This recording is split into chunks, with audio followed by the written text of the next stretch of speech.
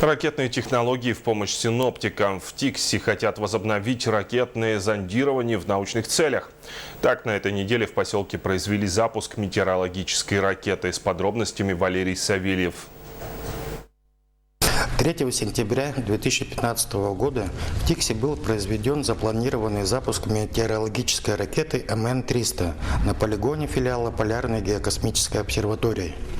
16 июля 2015 года с ФГБУ «Тайфун» и администрацией района были организованы общественные слушания о возобновлении в научных целях ракетного зондирования. В день запуска в 19 часов была введена трехчасовая готовность.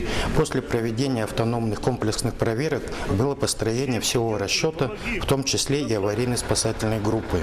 В состав расчета были включены 45 человек. Для благословления пуска ракеты был приглашен настоятель Серафимо-Никольского храма отец Агафангел.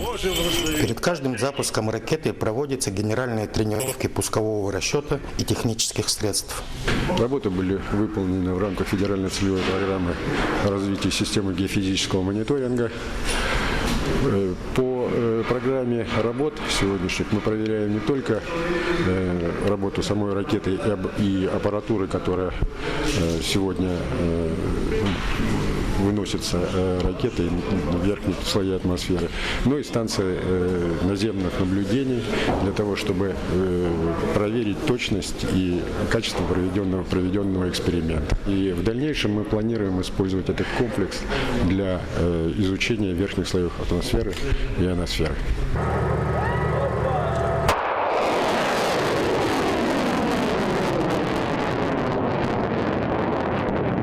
Тиксинский филиал Якутского управления гидрометслужбы стал первым в системе современных геофизических исследований.